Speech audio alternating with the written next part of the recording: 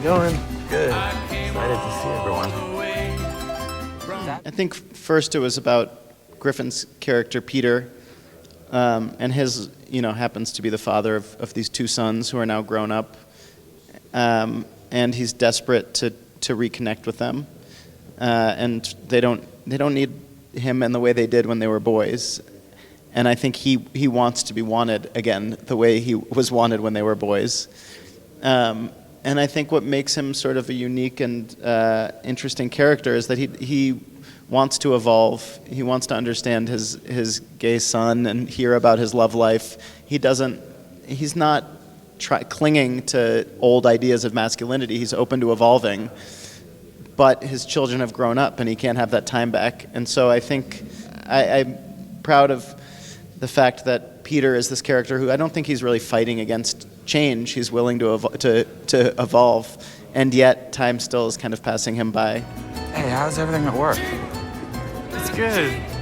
Yeah. Yeah, it's actually interesting. Growing up gay, I found myself always having friendships with girls. Like, it was very rare that I had any male friendships, and until I got older, most of the times I was having those were some sort of romantic relationship, and I feel like I actually had this sort of aversion to straight men for a long time, just because I felt like they didn't want anything from me and I didn't want them to feel uncomfortable around me, and I sort of avoided it.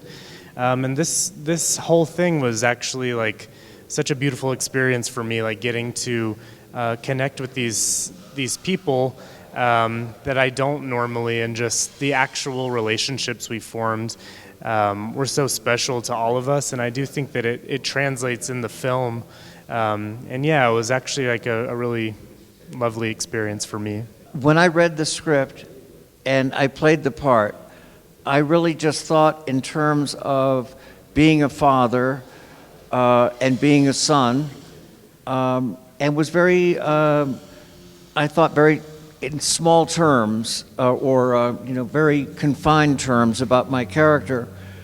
What's been interesting since other people have seen the movie is how they respond to this sort of fresh approach to the role men play in society.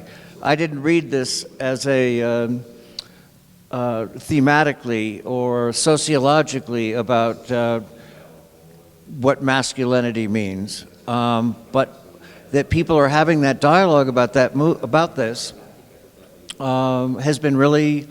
I've learned more about the movie since it came out than when I was playing it. Really not in the mood for it, man.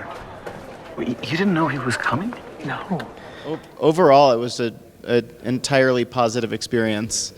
I attribute a lot of that to having connected with one of our producers, Nicolás Celis, who helped us navigate. We prepped in Mexico City, and problems that would arise, Nico was able to solve.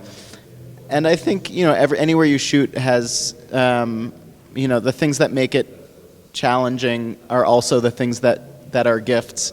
And in Mexico, there are things that that change at the last minute, but it also a better option becomes available at the last minute. And I embraced that. I understood I was a foreigner shooting somewhere else, and wanted to kind of learn from the experience and be flexible.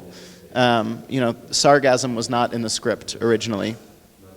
And we showed up and we saw the sargasm, and I think at first we're kind of freaked out, like, do we have to go somewhere else? And realized it was actually perfect for the movie. And it felt like there were all sorts of happy accidents. And Tulum is obviously an extremely complicated place. But it felt like we were doing, like, it hadn't really been photographed that much in this sort of a way. I hadn't really seen it as a location for a movie. And so there's something very exciting about being there, and like the construction site location. There were these things that, like, you couldn't do that anywhere else.